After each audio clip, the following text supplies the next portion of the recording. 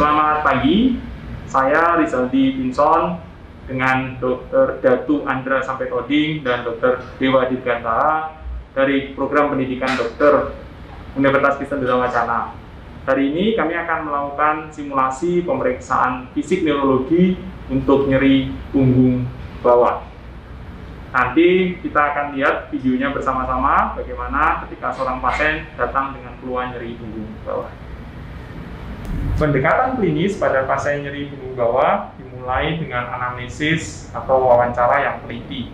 Biasanya sama seperti semua pasien dengan nyeri, kita akan mulai dengan Socrates. Site, onset, karakteristik, radiating, associated symptom, time, elevating, dan severity. Pak Dewa, sakitnya di sebelah mana? Punggung sebelah belakang. Itu menunjukkan site. Mulai kapan? Dan dari 2 minggu dulu. 2 minggu. Onset. Nyerinya seperti apa? Seperti tertusuk-tusuk. Seperti tusuk-tusuk. Itu karakteristik. Apakah menjalar? Iya dokter. Menjalar di Kaki tungkai kanan. Itu radiating. Ada gejala penyerta lain, demam atau gangguan berkemih? tidak ada. Tidak ada. Itu associated symptom. Kapan saat munculnya nyeri? Setiap saat atau pada posisi tertentu atau hanya malam hari atau siang hari? Setiap saat. Setiap saat. Itu berarti time. Apa yang memperingan? Apa yang memperberat? Ketika sedang beristirahat. Sedang beristirahat, nyerinya berkurang. Bila membungkuk, apakah nyerinya bertambah? Bertambah. Bila bertambah. Bila dari skala 1 sampai 10, 0 itu tidak sakit sama sekali dan 10 sakit yang sangat hebat, di manakah kira-kira nyerinya? 6. 6. Itu untuk severity. Dengan demikian, kita akan sampai pada 3 kesimpulan, apakah nyerinya akut atau kronik dengan batasan 12 minggu, kemudian apakah ada komponen nyeri neuropatik pada nyeri punggung bawah, bila ada menjalar, seperti pada kasus Pak Dewa, dan bila nyerinya dirasakan seperti tertusuk-tusuk, terbakar, atau tersengat listrik, maka ada komponen nyeri neuropatik. Dan yang ketiga, kesimpulan kita adalah pada sampai severitas, apakah ini ringan, sedang, atau berat. Pendekatan yang berikutnya adalah menyingkirkan kemungkinan penyebab-penyebab nyeri punggung bawah yang serius. 95% kasus nyeri punggung bawah itu tidak serius. Ada 5% yang serius.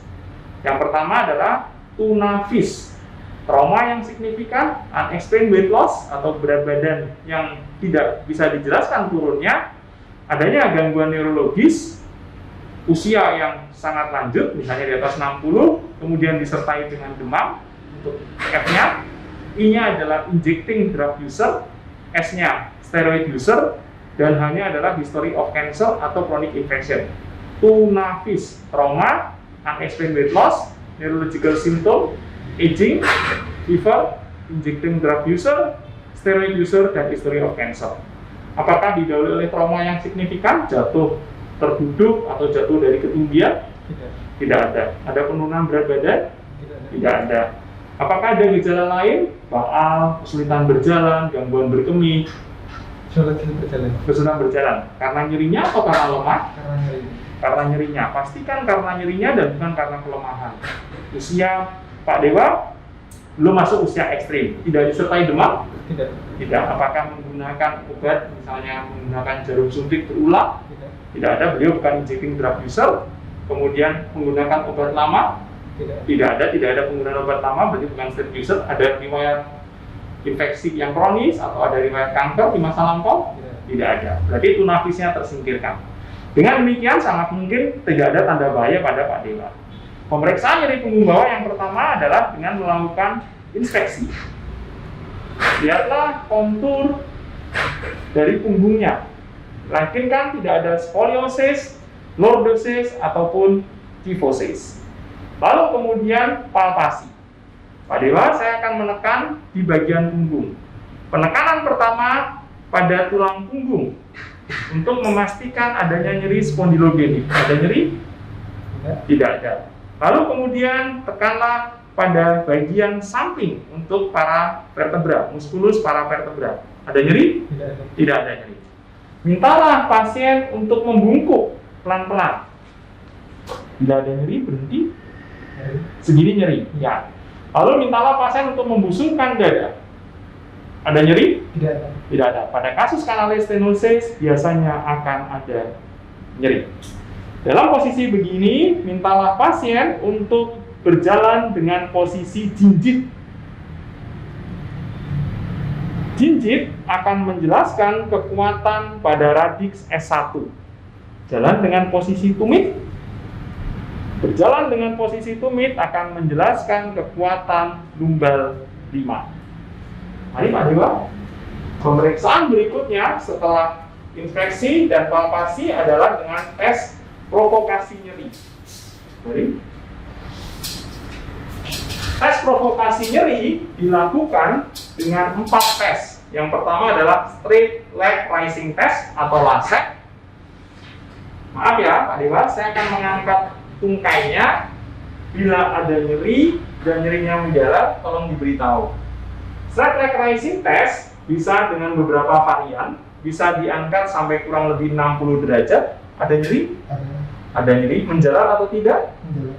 Bisa seperti itu, atau dengan derajat yang lebih rendah, misalnya 30 derajat, lalu kemudian melakukan dorsofleksi kaki. Ada nyeri? Ada. Bila demikian, maka straight leg rising testnya positif. Bila kita melakukan fleksi di lutut, nyeri akan berkurang. Nyerinya menghilang Menjalar. karena regangan pada nervus ischiadicus akan berkurang. Dalam posisi yang sama, kita melakukan tes untuk fadil, fleksi, abduksi, internal rotasi, untuk kemungkinan impingement pada iliopsoas atau femoroacetabular, dan juga Faber, fleksi, abduksi, eksternal rotasi untuk kelainan-kelainan di sakroiliaka joint. Bila pada waktu kita melakukan straight leg rising test pada sisi yang kanan dan sisi kontralateral juga merasa nyeri, maka ini kita sebut sebagai lasek silang atau tes O'Connell. Waktu ini saya angkat, ada nyeri nggak di sebelah kiri? Tidak ada. Tidak ada. Tes provokasi kita lakukan untuk kanan dan kiri. Berbalik Pak Dewa. Pada sebagian besar kasus, kelainan ada di L4, L5, S1 karena anatomi dan karena merupakan tempat atau tumpuan beban tubuh yang paling utama. Tetapi pada beberapa kasus yang lain, bisa saja kelainannya di L2 sampai L4. Dengan demikian kita lakukan yang disebut dengan femoral stress test. Ada nyeri? Ada. Bila ada nyeri, maka dicurigai ada keterlibatan L2 sampai L4. Ada nyeri? Tidak ada. Tidak ada. Baik. Kembali berbanding telentang. Langkah berikutnya yang harus kita lakukan adalah melakukan pemeriksaan neurologi. Ada 3 komponen dalam pemeriksaan neurologi: motor, sensor, dan refleks. Motor, sensor, dan refleks. Karena secara anatomi, ligamentum longitudinal posterior di L4 sampai L5 dan S1 itu sudah berkurang di sisi lateral, maka posterolateral dari diskus merupakan locus minoris resistent, sehingga di sanalah paling sering terjadi gangguan-gangguan diskus. Dengan demikian, pemeriksaan neurologi yang kami kerjakan difokuskan pada L4, L5, dan S1 karena di sanalah kelainan tersering untuk pasien dengan nyeri punggung bawah. Kita mulai dari pemeriksaan untuk motor. Jadi Pak, ada Pak? Pemeriksaan motor untuk L4 adalah melakukan fleksi lutut, lalu berusaha untuk melakukan ekstensi pada lutut. Dorong Pak ke atas. Ya. Bila ada kelemahan, maka kita bandingkan kanan dan kiri. Dorong ke atas. Ya. Kemudian, minta pasien untuk melakukan dorsofleksi pada kaki. Begini Pak kakinya. Doronglah sekuat mungkin. Ya. Ibu jarinya Pak. Dorong sekuat mungkin. Itu untuk L5. Lalu untuk S1, Bapak seperti orang ngerem. Sekuatnya. Bagus. Sekuatnya. Ya, itu untuk S1. Sesudah pemeriksaan motor kita kerjakan, maka kita fokuskan untuk pemeriksaan sensorik. Pada bagian kaki, pada bagian dorsal kaki, maka di sebelah medial ini punya L4, yang tengah ini adalah L5, dan yang paling lateral adalah S1. Bila ada keterlibatan radix, maka akan ada perbedaan rasa antara L4 dan L5 atau S1 baik pada satu sisi maupun pada dua sisi. Lalu kita kerjakan pemeriksaan refleks. Refleks patella itu untuk L4. Bila ada penurunan refleks, maka diyakini ada keterlibatan radix. Lalu kemudian refleks asiles itu diperantarai oleh S1. Kemudian ada satu pemeriksaan terakhir yang bisa kita kerjakan bila pasien kita tidak bisa berbaring atau pasien kita curigai sebagai maling ring. Silakan duduk, Pak. Dengan posisi duduk, kita melakukan hal yang sama seperti straight leg rising test. Bila ini positif, maka otomatis pasien akan memundurkan badannya ke belakang dan membuat tahanan dengan tangannya. Ini yang kita sebut dengan tripod sign, seperti tripod. Bila ini tidak dilakukan oleh subjek, maka kita bisa saja mencurigai bahwa pasien ini sebenarnya tidak ada keterlibatan diskus. Demikian, dengan pemeriksaan yang teliti, kita bisa sampai pada kesimpulan untuk nyeri punggung bawah. Ada hal yang serius atau tidak dengan tunafis, kita bisa sampai pada kesimpulan akut kronik, ada keterlibatan nyeri neuropatik atau tidak, dan apakah dia ringan, sedang, atau berat. Demikian, saya Rizal Dipinson dengan Dr. Datu Andra Sempitoding dan Dr. Dewan Dirgantara dari Pendidikan Dokter Universitas Kristen Duta Wacana. Semoga bermanfaat.